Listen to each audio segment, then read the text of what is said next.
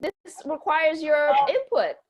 My input. Oh, God. Yeah, because if we're I'm gonna be happy with it. I'm changing my name from K Silly Double D to just to K-Tins because K Silly Double D no longer applies to me because I no longer have double D breasts. So I can't. You can do whatever you want. You can be that in You memoriam. can do whatever you want. That's right. You can be that in memoriam. I mean, and why does it have to be breasts? Double D could be batteries. So who knows, right? Like, you know what? I don't even want to talk about double D batteries. So y'all just y'all come on. There's not a dildo out there that uses double D batteries. I will definitely attest to that. As far as I know, as far as I think, I'm pretty sure that there's not. So K-Tins. Yes. K-Tins. That's cool. Yeah, because that's my comedy is Kate is right, isn't it? Oh, it's Chris Nicole Tins comedy. That's what it is. It Oh, it's like Kate Tins. I just like it. Okay. So, K-Tin T-I-N. Yeah. T-I-N-Z. Yeah, but it's fine. K Silly Double D works just fine. Which one? Like you want to be both, or it's up to you. I don't know. I'll change. I'll probably end up changing it. It doesn't matter. It doesn't matter. My name's Kristen. Welcome to Whatever Comes to Mind. There you go. I'm Black and Rowdy. Thank you for coming. Love all of you. Black and Rowdy. And of course, Ken. Like we can't forget about Ken, but folks, we got to think of a nickname for him. He can't just be Ken, right? I mean, you can. What about Kenny? No, I like Ken. I like just Ken. Just Ken? Yeah. I could be Ken. just Ken. Mr. Ken. Mr. No. Ken. No, come on. I like that, Mr. Ken. I become old. No, how old are you? 35? Oh, thank you. I'll take it. We're not aging anymore. We are done. That's it. It's over. Add 12 to that, and that's next Wednesday. Oh. Next Wednesday. Yes, next Wednesday. So can we get trashed? Oh, you're dude, that's our show. We got to do something for his birthday. What are we going to do? Oh, Lord. Oh, yeah. He said, oh, Lord is right. I don't know. Maybe we should do a drinking game. Okay. Can we get trashed on a Wednesday night? Okay, here's what we'll do, because I've heard more crazy. Okay, here's what we'll do. I have this cool game here. Look at you. I just want to point out, look at his face. I have this cool game here, this 80s and 90s trivia, and we are all old enough to know the answers to this. So every single time one of us gets the answer wrong, we're taking a shot. So make sure you have bottle of whatever you want to drink, shot glass. Fireball. Right. Fireball. Fireball. I was like, oh my God. Okay. We love Fireball. We will be taking so shots good. next week. If anyone wants to join us live, we will definitely be doing that. That will be fun. That would be a lot of fun. Yeah, that'll be really cool. So very interesting. The more shots we take, the more we're gonna miss. I have to write it down, otherwise I'm gonna forget. I'm an old person. I won't forget. Trust me, because I will definitely be planning for that. I will be. Oh my God! You know how trashed you might get. Shit. Yeah, I wish it'll make for an amazing show. What's gonna come out of our mouths? You never know. Yeah, that's for sure. Literally, whatever comes to mind. Yeah. No filter. No filter. Because once you get here, you can attest to this. We can all attest to this. When you're in your 30s, you give less. You just do. You're getting older. Yeah. You don't care, right? Exactly. Like that's just what happens. It's like don't say it, don't criticize. It's like whatever's gonna be said is whatever's gonna be said, and that's it. And most of the time, it's the truth, you know. Like I was listening to the governor today, and I'm just like sitting there, and I'm thinking of like the mayor today, and I'm like, I don't think he has any fucking idea what he's talking about. I think what was the name of that movie where that guy became like a guru or something, and everybody like kept coming to his house, and like they would ask him questions, and he would just blurt out the Mother. Answer. Are you talking about Mother? I don't know, but it was so crazy. He had like long brown hair and like all this other stuff. I don't know, but yeah, he had like long. Learning he had long hair, and he was married. Yeah, I think so. And like people were like all coming to his house. That's and, like, Mother. That movie is so crazy. I've never. Don't say anything, because if you have not seen you have not seen Mother. You've got to see Mother. It's one of those movies that will. It it has its own genre. Literally, it's something you've never seen before. It's just out there. It's great. I love it. I'm gonna have to. So he's saying that he's, you know, because now one of the reporters asked him, how are you going to ensure the safety of children going back to school in the fall? Good question. And he was just kind of like, well, you know, we're just going to open things up. And it's like, is that really realistic to say, okay, we're just going to open things up? I basically just want to see, I think it's getting to the point where people need to realize that when they start to open things up, we're basically going to be like lab rats. Well, let's see what opens, how many people were in the place. Like, we're going to be like living statistics, basically, as like living test subjects to see, all right, well, if we open up the mall and we have, I don't know, let's see 10,000 people in there and 5,000 people came down with COVID virus. Okay, now we know we can't have 10,000 people in the same room. I mean, is it even worth it? Is it even worth the risk? Like, honestly, at that point, to go get a pair of jeans from the store, like, really? Is it really worth that? I don't know. I just don't think people need a second thought on that one. What do you think? Yeah, I mean, I wouldn't, me personally, there's nothing so important for me that I can't get online, that I can't get. I don't need to go to the mall. I don't need to do certain things. I mean, I miss going to my open mics at the bar. I miss going to comedy shows. I miss going to the movies. But that's like the extent of my life. I don't really go anywhere else. You know, everything is just kind of, you know, just home. I miss the club. I miss going out to the club. I mean, that sucks. You know, I mean, like getting trashed and dancing around the dance floor, like that's over. You know what's so weird though is that I don't honestly miss any of that, and that's what's so strange because I used to go out all the time, but now that I've been home so much, I really don't miss it.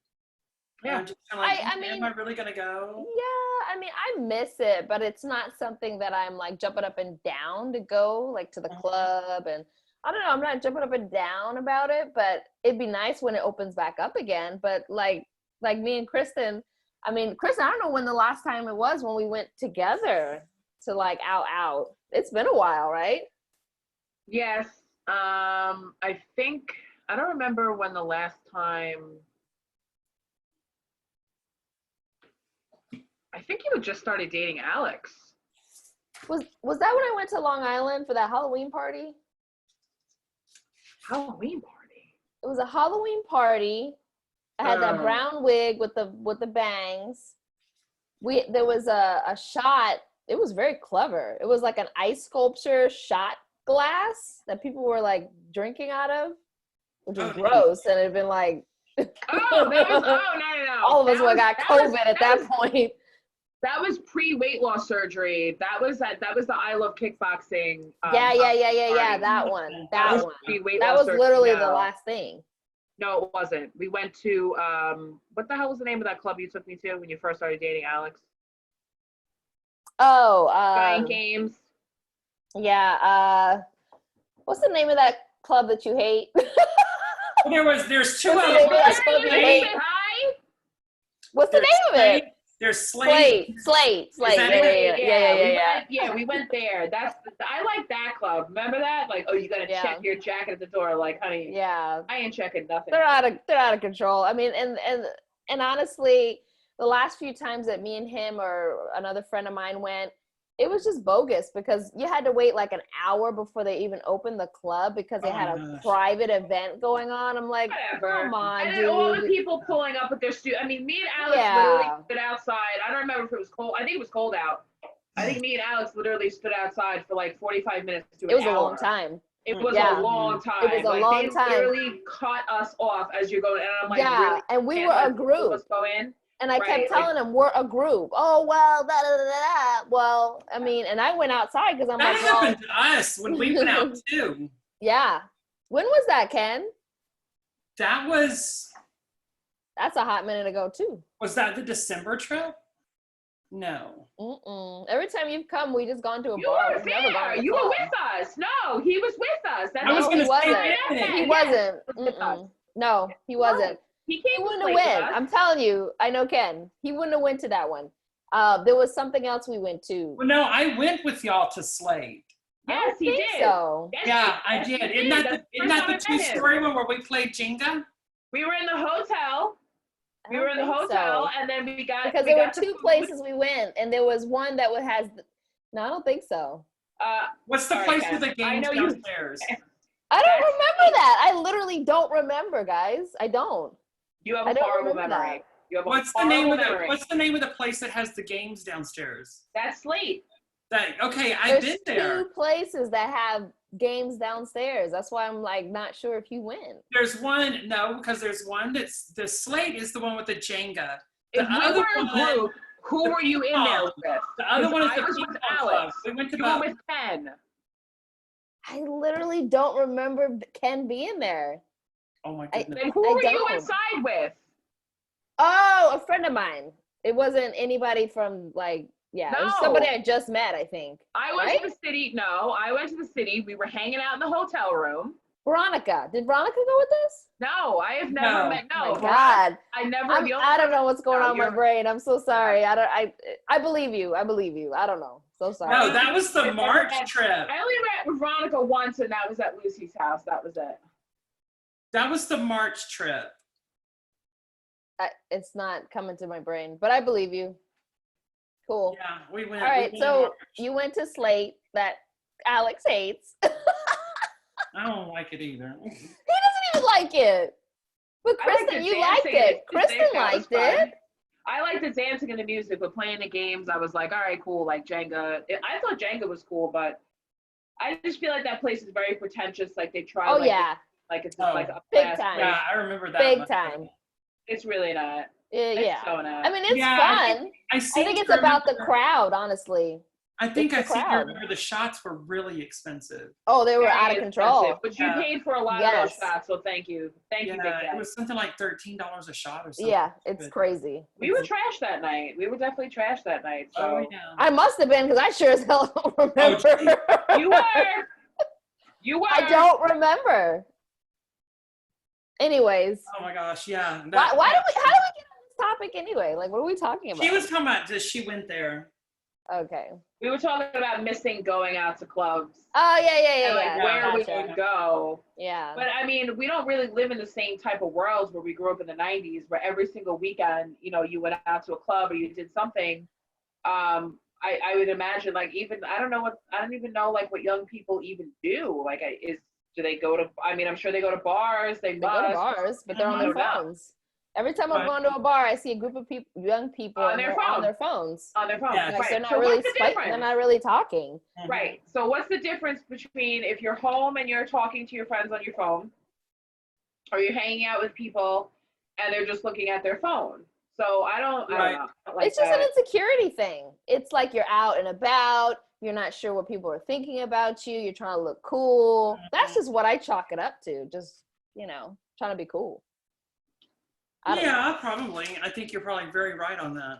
I miss the movie theater. I miss going to the movies. I miss the excitement of going to the movies. Yeah, that's probably the one thing that and it makes me sad. I miss the most. It makes me being able to go. Yeah, but it makes me sad that the movies lately have not been good enough. Like, it's been years since I went to a movie and I was like, wow, this movie is like bomb. It has been a while.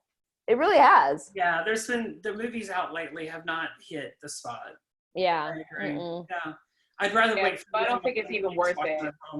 I mean, in New York, it's like $15 for a ticket. So you're really picky about what movie you're paying a lot of money. You're paying a lot of money. Go see like a lot of like the X-Men movies. I like to go watch on the big screen. Yeah, like big action. Me too. Type movies, I'll go watch on the big screen. But anything else, like as far as like I saw The Invisible Man. I paid $20 to watch it. I thought it was decent, but I mean, obviously very flawed. But it was okay. But what I would have been a little disappointed. I mean, I paid more than I would have paid if I went to the movies. Yeah. So, and then it's like, okay, you have to. And then I've noticed that now there's something like I watched The Boy too. Did you guys see The Boy too? I mean, girl, anything with two, like a second movie to me is just gonna suck. And the first movie, buy that movie. The first movie, I had to buy it. What? I couldn't rent it. I had to buy it. And I'm like, why do I have to buy this movie? Interesting. Why is Katie, I'm thinking to myself, like, why is Katie Holmes in this movie? Why is Katie Holmes still acting? Katie Holmes? Katie Holmes plays the mother. It was probably the worst acting I've ever Oh my gosh. That alone, I would have been like, bad. heck no.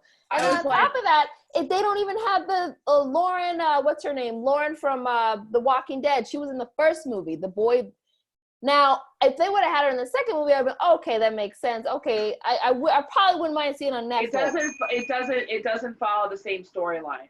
See, it doesn't follow the same storyline. The first one, the storyline was cool. It was different. Now that it was, then it goes, and then of course, following traditional American cinema, of course, there's like a spirit or something like that that's attached to the doll, and it's not a whole long history of the doll's been around for a long time, and I'm like, absolutely not. Oh yeah, and following with absolutely not. Nope.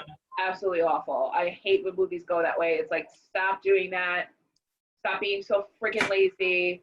Stop. You know what I mean? It just wasn't. Put some thought into the writing. Like me and Alex were just talking about a show called Motherland Fort Salem. Now, the actual theme is actually real cool about witches, basically a militarized witch unit that helps the U.S. government. Now, that's kind of a cool thought, right? But the acting what channel is that on? Hulu. Fuck, I don't have Hulu. Let me give you the login to Hulu, girl. You need to watch something on Hulu. Because I actually like that. Because I'm actually working. I'm working on a TV pilot about witches, but in a different way, where I have some pretty cool characters, pretty cool storyline, pretty basic, whatever. But I was dreaming about it as I was waking up the other day, and I was like, oh, okay, I really like the story, because I had these witches of these certain special characters that were a part of the story, and then I was like, all right, I kind of want to do something with warlocks, because nobody really does, you know? And well, watch it. And tell me what you think, because I think it might help your writing a little bit. Well, witches actually do help the government. I mean, that's just shit real. There are psychic mediums. It's so cool. Help. Yeah, I find it fascinating. I was like, wow, this is cool. But then the acting wasn't good and the writing was terrible. That's the only thing, you know. Yeah. No, I know.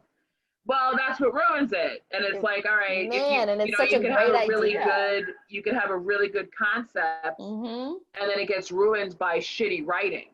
And you know, if you don't know how to escalate it, you know, to be a story, you know, I mean, I mean, sometimes you have a really good idea, but you have to be able to take that idea and make it span across an entire series. If you can't do that, then you don't have anything. Exactly, but you also need to take time. That's what people don't realize. When you write, you don't just write to hurry up and make up a story. You write for the purpose of developing characters, for developing a great story, and that takes years. Like, honestly, a good story takes years. What do you think?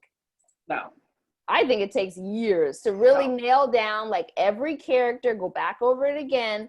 I mean, I just feel like every writer's different. Let's put it like that. For me, it takes years. Like, I need it to be perfect. I don't. Every writer is different. But when I think in terms of writing, I already have the story beginning, middle, and head in the end in my head. So it's already there. I don't think, and then I was like, all right, well, and then the biggest challenge is actually sitting down and doing it. Execution. In the execution. Exactly. Writing it, as opposed to, okay, well, now I need to sit down and write this story. So that kind of holds you back. Time is also an issue, but when you're developing characters, it doesn't have to take years, because let me tell you something. One of the best pieces of advice I ever got from a writing coach, Marilyn Horowitz, as big as a bitch she was. She was. I wasn't expecting that. Not to me, but to other people. But she wrote a book. It's called "Don't Get It Right, Get It Written." And that was really, that was one of the greatest pieces of advice that I ever heard, because she said, if you're wasting so much time trying to get it right, you're not going to get it written, and that's what's going to slow you down. So she, you know, and she was a writing coach for a lot of you know, major movies that were put out there. but her book, Don't Get It Right, Get Written, was actually really good. She is a script consultant. I don't know if I haven't spoken to her in a very long time, but she was, you know, when I was interning at New York Women in Film and Television, she was definitely a big part of like somebody where I was just like, I need to get to know you. Yeah. And, you know, let's talk to me sure. about how you do all that. But she was a script consultant for a film. I don't remember the name of it. I think she may have produced like some films, nothing major. But that whole philosophy of don't get it right, get written works. Because if you can at least, I mean, the way you have an idea, you're executing that idea on a piece of paper, you're doing it right in the right format. And when you look at a script, okay, you write a script a certain way, okay? You packaging it perfect to get past somebody like me who's gonna read it and they're gonna be like, okay, this hits all the bells and whistles, because I'm looking at it, are you capable of writing? Let me tell you a secret about that, all right? Nobody cares about the format. Nobody cares about the size staple you use. Nobody cares about your grammar or your that's spelling. All we heard. That's all we were told. They're reading. All we were told. Exactly. They're reading the story and the idea. I can tell from the first 5 pages as to whether or not this is going to be a good story that somebody's going to want to buy. I'm only reading beyond 5 pages as a courtesy as to what we're, just to see if there's something. I can tell from the first 5 pages of a writer's work, is this writing going to be workable? Because that's where your main juice needs to be. If you watch the way movies are made today, they take off right away. Yeah. They go right into it. They do not take time to develop it. So why are you still writing scripts that way? You don't take the time. A lot of people struggle with the beginning of a script. How do I start this story? Oh, and my advice to you now is, as I've been watching all these things, my advice to anyone, you know, is to start on an action. Yeah. Start in an action. Start the chase through the cornfield. Start with the shooting. Start with the stabbing. Start with that and build your story around that, because then you get to know a lot of the characters. You don't want to go with the once upon a time theme that I like, that I see, where a lot of it's once upon a time there was a character who did this, and this, and then this happened to them, and then this happened. No, start in an action. Your story is about, say your story is about creepy clowns. Show the creepy clown crawling off underneath your bed and attacking your central character, and then build the story up from there. Because that's what people want to see. You got to hook them right away. Because we have a different audience right now. Literally, people will read the synopsis of a story, and if I turn on the movie and it looks cheesy or stupid, I shut it off right away. But you hook me if you start me on the action. You introduce me to the monster right away, or you introduce me, and I love now that we actually have different stories out there where the characters are bad, where the central character is actually the villain. I like that type of story, because that's what makes the story very interesting. Because not everybody thinks along the lines, the perspective of good. A lot of people think along the lines of perspective of bad. A lot of people walk around with a lot of negative thoughts in their head. Nobody really walks around, you know, with a lot of positivity. It's very hard to do that. So when you have a character that's very relatable, what was the character? Joker. A lot of people related to him. And when I watched that movie, I had to be very honest with myself and say, yeah, you know what? Fucking A. I agree 100%. I don't agree with the things he did, but I understood why he did what he did. Yeah, So I think that's what it is. The stories do that. It's not about liking the villain. It's actually about just coming to an understanding where you have sympathy or empathy for the villain. Right. And I like that, you know, not necessarily to like them, right? But getting, like, understand why they do what they do. You're starting to get a broader picture of why people, even in our own society, do what they do, right? Yeah, I mean, and that's a good point, because when you actually watch when there's a school shooting or when there's something very horrific that happens, people want to know everything about the person who did it. And then afterwards, it comes out about the victims of the people who did that. And I find that to be very interesting, because we literally have channels that are dedicated, like the ID Discovery channel. We have these channels that are dedicated to the sickness and the darkness of the mind that takes place of, you know, how these murders are carried out and what these people are doing and we're fascinated by this. Yeah. So I find it very funny that now we're taking it in the direction where we're highlighting these villainous characters. Yeah. And we're making it about, you know, I mean, and Lifetime is probably one of like the most guilty channels, because look at how many movies they made. Do we really need a movie about the guy that killed his wife and all daughter? Yep, it's all based on truth. It's all Mm-hmm. based on an actual thing that happened. So yeah, it is addicting. I think the thing is, like, you got to be careful with that stuff, you know, and I think Kristen can attest to this. You got to be careful about what you're watching, because I think, I don't know if you told me this, Kristen, or somebody else told me this, like, I don't know. The evils, like, they just come into your house because you're over here watching some crazy stuff. Right. And it scared me when they said that, because I'm like, oh my God, I need to watch what I'm watching, because, you know, you never know what door you're opening, right? I mean, that's just, you know, for those who we were talking about that with Sabrina, the Teenage Witch, like thinking. Yeah. Oh yeah, that's right. Yeah. Yeah, we were talking about that. Yeah. But that was more for, like, the character herself was spitting out some type of spells. I'm talking more on the lines of, like, watching evil, like people that, like, for instance, I'll give you a scenario.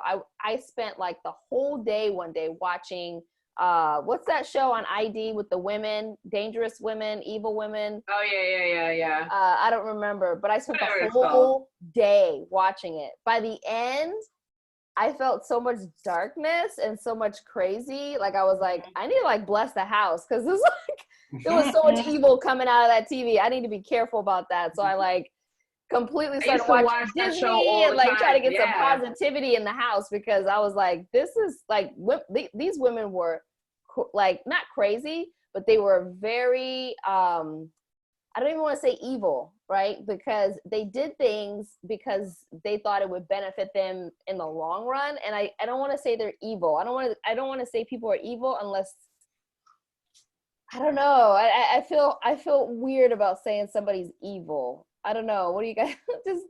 Maybe I'm wrong for that. Maybe I'm wrong for that, but I don't like saying that. I feel like there's two sides to every story. Like, I know that the series that you're talking about, mm-hmm. and I really kind of feel like there's two sides to every story. Yeah.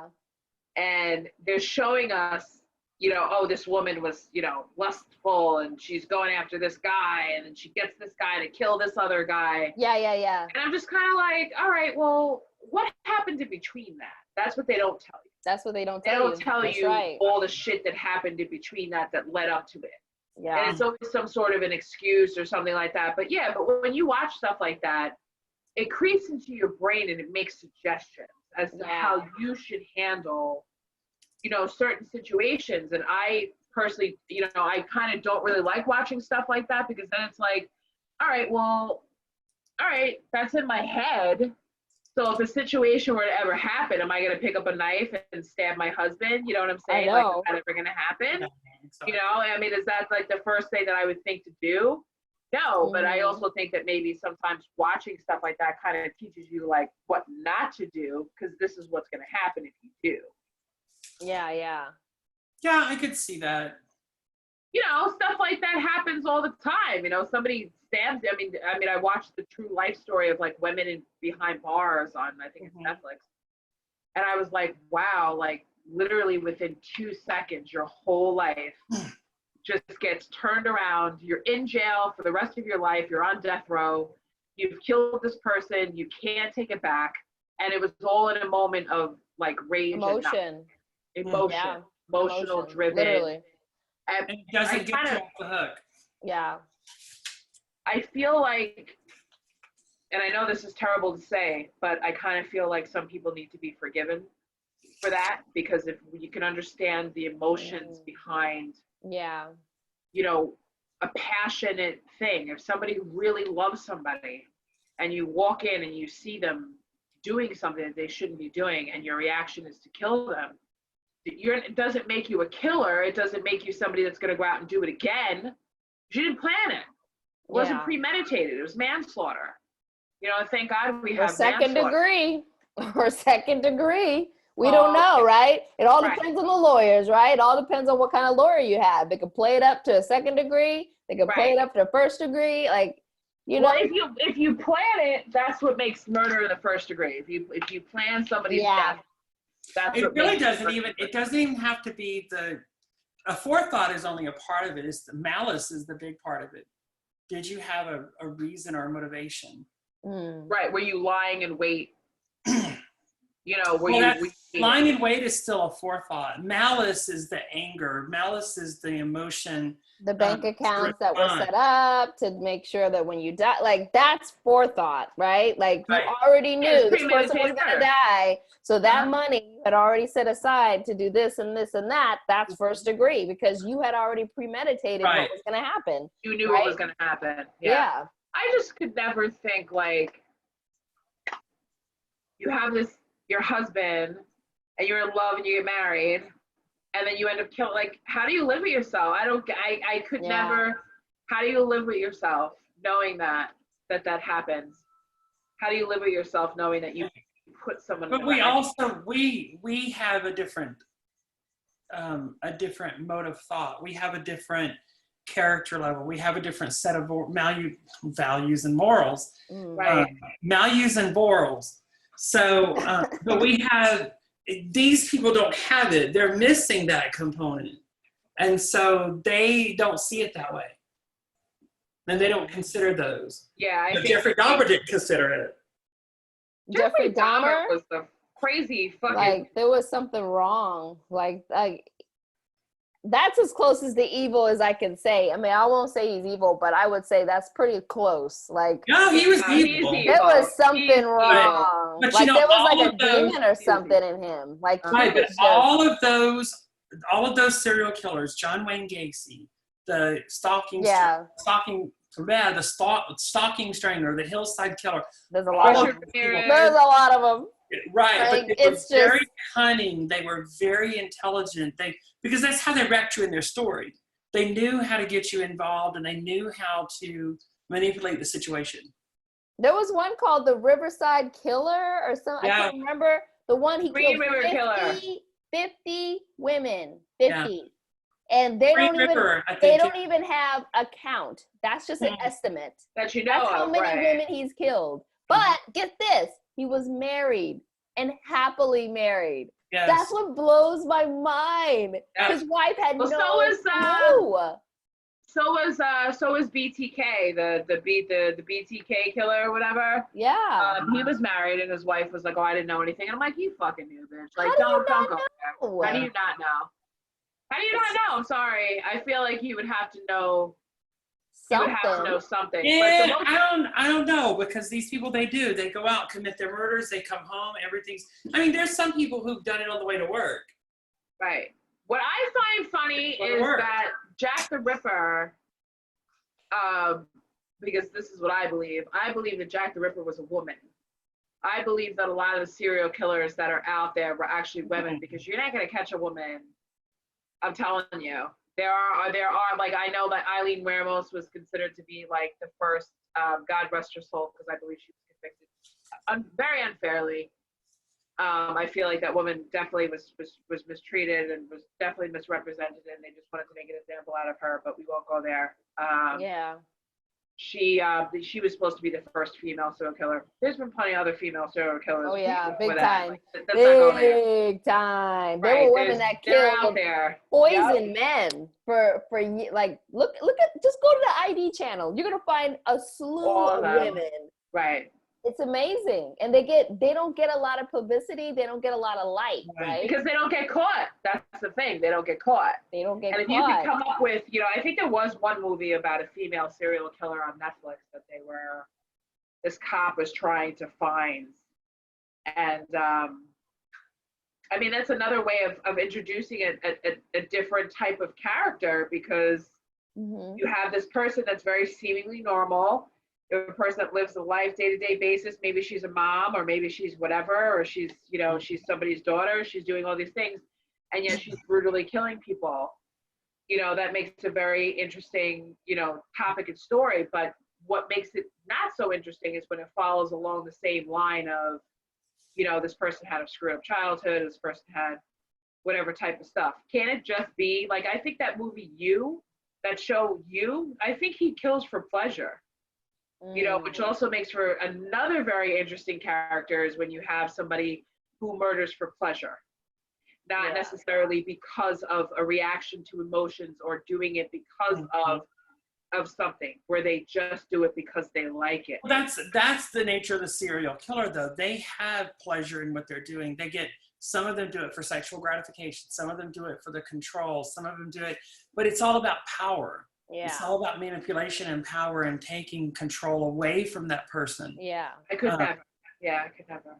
Yeah. It's insane. It's crazy. I could never do that. Oh. Never. I could never even imagine. And if anyone ever did that to anybody that I cared about and loved, that would turn on the animal instinct to hunt you down and fucking end you. Like, there would be no way. I mean, there would be no way that, like, if anything ever happened to my sister or my brothers, if anyone ever did anything like that, or like one of my really close friends, you better damn well believe I'm taking you out. You're not going to jail or nothing like that. I would do my own investigation. I wouldn't rely on the police. No. Because, I mean, it'd be 20 years later. Oh, we found the killer. Well, we're all half dead. Yeah, exactly. You know, thanks a lot, but no thanks. Like, well, how can we get them now? They never solved the killer that was out on in Long Beach. They never solved that of those. And that's a shame. And then with DNA being the number one thing that cops use, that's a darn shame. How are they not catching these people with DNA? But you know what it is? The killer is not registered. That's their first kill. If it's their first kill, interesting. There's no DNA to match it to. So now it's like. Well, interesting about that is look what's going on now. Now we have a massive virus that's causing everyone to have to give their DNA. We also have 23andMe. Yes. We also have all these things. So guess what? You may have somebody's, you may have it on file, and you have somebody's DNA on file, but that doesn't mean that you're actually going to be able to catch them. But now you will, because if everybody's going to be forced to submit, their DNA, or maybe somebody, it's okay for me to do that. 23andMe or whatever you want to find out what nationality you are, they've been collecting people's DNA. They could do whatever they want. You are the problem with that is they don't have a database. That's the problem. Like offenders, they have a database that you throw your butt in there. But when it comes to regular folks, there's no set database that's like, okay, well, I have a DNA sample. Let me match it to all the other, there's nothing that I know of. There's nothing that's been made to get all of us. Right, that we know of. Well, they have ancestral DNA also. Yeah. Or say me and you are sisters, and I commit a crime, and I leave behind my DNA. Yeah. And I'm out of the system, and let's say you do something, and your DNA is on the system. They can match your DNA to you. Yeah. And say, okay, well, it must be a relative of yours. Of yours, yeah. That's how they would do it. But because I really feel like database that's like, oh, let's see if Ken was there at the club. You know what I mean? Like, unless Ken is unless Ken has been in jail or has been arrested, there's no way for us to match it. Like, you know what I mean? And unless I kind of feel like this is the start of deciding as to who's going to be able to have children and who's not. Based on our DNA, what type of diseases we have, what type of genetic defects we might have in our system. Yeah. Because if you think about it, look at all the autistic children and handicapped children are being born at a very rapid pace within the past, couple decades, that this has been happening in clusters, that this has been happening, certain diseases that are happening, certain mental issues that are happening. These children are being viewed as burdens to the education system, burdens to the parents, burdens to a lot of people. Where are these children going? If you have a child that's autistic when they're in their 20s and they still have the mindset of a 2-year-old, what happens to them after the parents pass away? Who's taking care of them? If the family has set up something already in place, some families already have stuff set up, though. That's the problem. In place. Right. That's like, a family member is going to take care of them, or this person is going to take care of them. What if you don't have? then they don't. Like, this just right. But then that child becomes a burden of the state, a ward of the state. So where are these children going? Who's going to take care of them? That's part of the problem. And there's a book out there that's called Better for All the Worlds. My professor, when I was in Hunter, wrote that book. Oh, wow. For All the World, and it was about selective sterilization. And when I read that book, I thought it was 100% crazy. No, I absolutely agree. I don't think everybody should be having kids. Is happening now. Well, and I don't think everybody should have kids. I'm sorry. I agree. I agree. I don't. I think there should be a select few. Like, not everybody's meant to be a mother or a father. That's the bottom line. Well, not just that, but I think all these women, and race, not even considered. All these women who are having, 14, 15, 6, 8, how many ever kids, to get more welfare money, more food stamp money, there should be a limit. It's just like with all this stimulus packaging, is, you get the child payment for the first 3 children, and that's it. Well, if you've got 6 kids and you're on welfare, well, I'm sorry, you get your payment for 3 of them, and the other 3, you got to figure it out. But there should be a point where the state jumps in and says, yeah. I thought that they did that. I agree. I thought that they did that, where like the first 3 or 4 children were covered and then the rest were not. So, and they might indeed do that. I really don't know, but I'm thinking we have to go even further than that. We got to yank out the damn tubes. That's what I'm thinking too. Like, there's a limit. Like what China does, like what China, there's still, I'm pretty sure it's the same stipulation that the max is 2 kids and that's it. Yeah, but they don't do anything. It's just a societal thing where like you're allowed to have 2 children. But guess what? They don't have to over there because their society and culture is totally different from ours. They are very contingent on what other people view them. Like, U.S. and America could care less. We care less what other people think. Right. We're going to do what we going to do, right? Yeah. So that's why ours is going to be a lot more strict. Like, dude, after 2 kids, we're done. Like, that's crazy, right? Well, I kind of feel we have to do something because you're right. We can't have just a bunch of kids and then a lot of them go to foster care or this, now it's left to this and that and then no, that's not okay, or people abusing kids because they're not supposed to be a father a father or mother. Ken, you can attest to this, right? Like you've felt that sting of like being labeled something that you're not, Exactly. Yeah. Right. And it's not, I think that we have to get to a point in our society, and I know there's the pro-life and there's the pro-choice and there's all this, but you know what? I'm sorry. If a woman comes and says, I'm pregnant and I don't want it, I'd rather you abort the baby than bring it into a horrible situation. Mm-hmm. Or I don't agree with that. Or adoption. Those are adoption, 2 options. 100%. There are adoption should be first. I agree there. Adoption there are options, but how many children are in foster care and they're there for years? And you're right too. And years. And that's a shame. And they get stuck in that system. Yeah. That's the one reason why I acted so quickly to adopt when I did, is because she was going to go in the system. And I refused to let that happen. So, but people get stuck in that cycle. And once you're in that cycle, you're in that cycle. That's true. They don't get out of it. That makes a lot of sense too. But it's also, it's and I so wish I could just clone myself and give everybody my brain and let them think the way I do, because that's one of the reasons why I don't want more children at this point. I'm not ready to take care of more than 1 child. I'm not ready to support more than 1 child.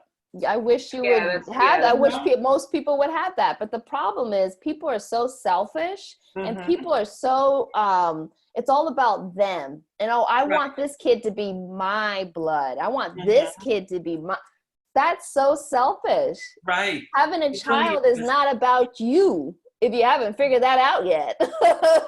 It's about raising the next generation of people that are going to be givers and not takers of the system, right? So don't even get me on my soapbox. I'm really, really passionate about raising kids correctly. Yeah, I have a problem with being a teacher. You can't help but see all the crazy, right? Yeah, all the crazy happens. I get it. All right, well, Yeah, we're about done at this point. Yeah, we're done. We're over the limit, actually. Whatever. We're over the limit. Over the limit. Oh, we're actually over it. But we got really good on the topic, and I didn't want to stop. But anyways, thank you, everybody. Week, we're gonna be drunk as shit, so God knows whatever. You join us, everybody. So thank you so much for coming on the show. I'm Black and Rowdy, and I'm then Silly Double D. Wait a minute. No, you're not. I make my own decisions. What I say. All right, and then this is. Who knows? Who knows? Whatever comes to mind. Whatever comes to mind, right? Whatever comes to his mind. I answer to whatever I'm called.